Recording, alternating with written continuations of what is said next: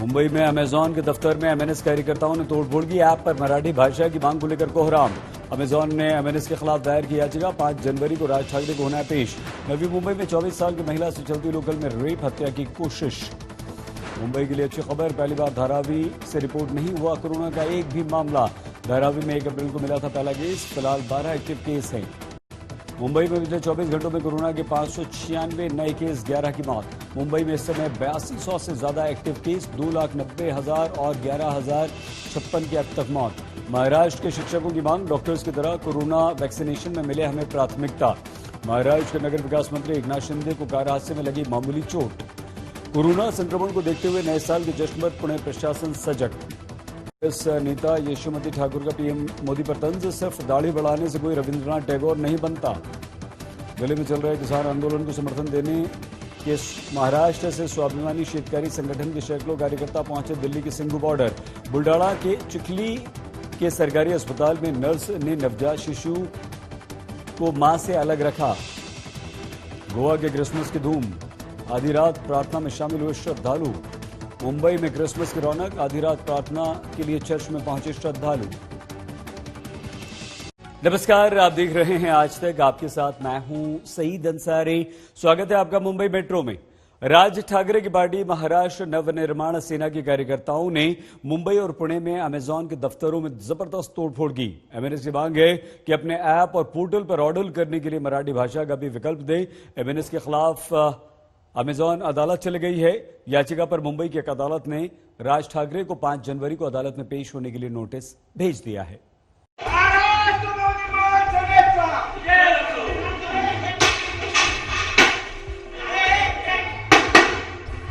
ये मुंबई के चांदिवली में अमेजॉन का दफ्तर है, जिसमें घुसकर एमएनएस कार्यकर्ता तोड़फोड़ कर रहे हैं।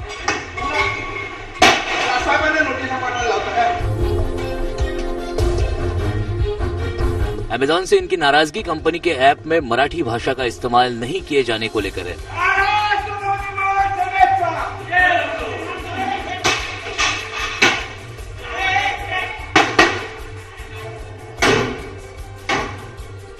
कई महीनों से एमएनएस कह रही है कि ऑनलाइन सामान की बिक्री करने वाली अमेजॉन पोर्टल और ऐप पर मराठी का ऑप्शन दे, ताकि मराठी भाषी मराठी में अपने सामान ऑर्डर कर सके।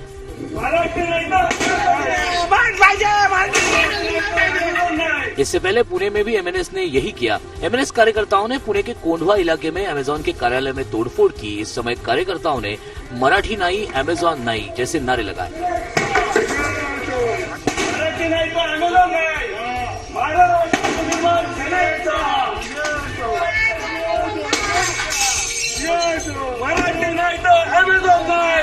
जर महाराष्ट्रामध्ये तुम्हाला व्यवसाय करायचा आहे, धंदा करायचा आहे, तर तुम्हाला तो मराठीत आणि जे ऑप्शन्स आहेत ते सर्व मराठीत देणं गरजेचं आहे। आणि जर तुम्ही यापुढे ते ऑप्शन दिलं नाही तर महाराष्ट्र नवनिर्माण सेना नक्कीच यापुढे या ज्या पद्धतीने आता हे तुमचं फोडलंय त्याच पद्धतीने तुमच्या गाड्या किंवा तुमची दुकानं चालू महाराष्ट्रात चालू देणार नाही।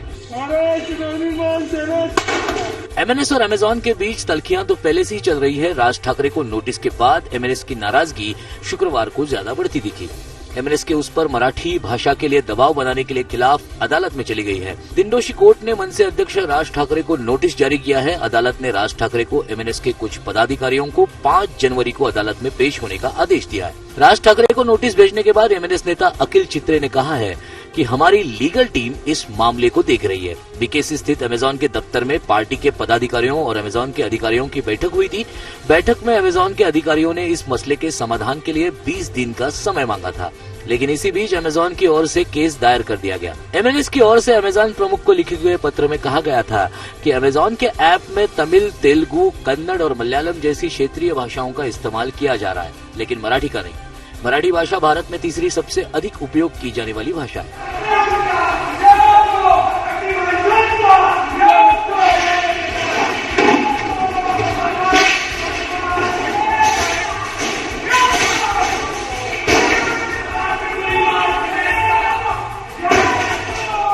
एमएनएस की ओर से इसके बाद नो मराठी नो अमेजॉन मुहिम शुरू हुई थी।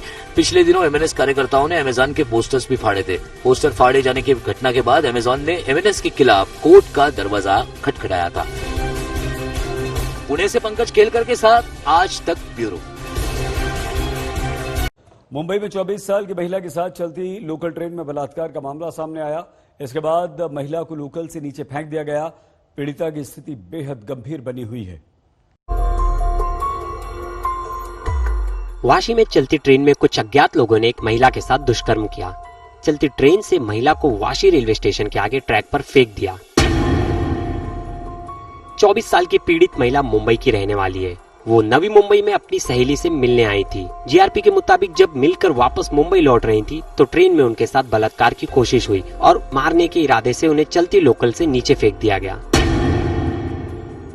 महिला की हालत गंभीर है। वाशी जीआरपी ने अज्ञात के खिलाफ आईपीसी धारा 307 और 376 के तहत मामला दर्ज कर आगे की कार्रवाई में जुट गई है। 22 तारीख को सुबह 6 बजे हमको कॉल आया था कि ऐसा खाड़ी ब्रिज के ऊपर कोई तो पड़ा है। तो हमारा जीआरपी स्टाफ और रेलवे स्टाफ उधर जाके वो उधर महिला जो पड़ी थी उसको वाशी मनपा हॉस्पिटल में एडमिट किया था और उसके प्राथमिक उपचार होने के बाद उसको जेजे हॉस्पिटल में एडमिट किया है। पीड़ित महिला को एक मोटरमैन ने रेलवे स्टेशन के पास क्रीक ब्रिज के नजदीक पड़ा देखा और स्टेशन मास्टर को इसकी सूचना दी, जिसके बाद जीआरपी घटना स्थल पर पहुंची। पीड़ित को वाशी स्थित Navi Mumbai municipal corporation hospital में एडमिट किया गया, लेकिन हालत ज्यादा खराब होने के कारण उसे मुंबई के जेजे हॉस्पिटल में रेफर किया गया। जेजे हॉस्पिटल में एडमिट करने के बाद मेडिकल रिपोर्ट में पता चला कि महिला के साथ बलात्कार हुआ है। महिला की चोट देखकर ऐसा लग रहा है कि बलात्कार के बाद उसका मर्डर करने की कोशिश हुई। महिला के होश में आने पर पुलिस उसका बयान लेगी। नवी मुंबई से नीलेश पाटिल के साथ आज तक ब्यूरो। वैसे तो साल 2020 का कोरोना का नाम रहा, लेकिन इसके बावजूद 2020 में व्यापार जगत ने कई कारनामे भी कर दिखाए। तेजी और कमाई के नए नए रिकॉर्ड इस साल बने तो नुकसान पहुंचाने में भी 2020 ने कोई कोर कसर नहीं छोड़ी। सबसे अलग बात यह रही कि इस साल सिनेमा की कमी नहीं खलने दी। घर बैठे ही सिनेमा के बेहतर कार्यक्रम पेश किए गए।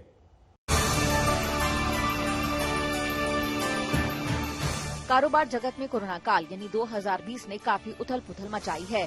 सबसे बड़ी मंदी का सामना करने के बाद वापसी का जो जज्बा देश के लोगों की खर्च करने की ताकत के दम पर कारोबार जगत ने दिखाया, वो काबिले तारीफ है। वैसे तो ये दौर नुकसान का था, लेकिन पैसा कमाने में भारतीय कारोबारियों का दबदबा पूरी दुनिया ने देखा। कंसल्टिंग फर्म PwC और स्विस बैंक UBC की एक स्टडी के मुताबिक इस साल करीब 2000 अरबपतियों ने $10 ट्रिलियन से ज्यादा रकम जोड़ी। इनमें भारत के दूसरे सबसे बड़े अमीर शख्स अडानी की नेट वर्थ इस साल 3 गुनी हो गई है। हुरुन इंडिया रिच लिस्ट 2020 के मुताबिक गौतम अडानी की कुल संपत्ति 48% बढ़कर 1,40,200 करोड़ हो गई है। वहीं एशिया के सबसे अमीर आदमी मुकेश अंबानी ने मार्च में लॉकडाउन के बाद से हर 60 मिनट में 90 करोड़ रुपए कमाए हैं।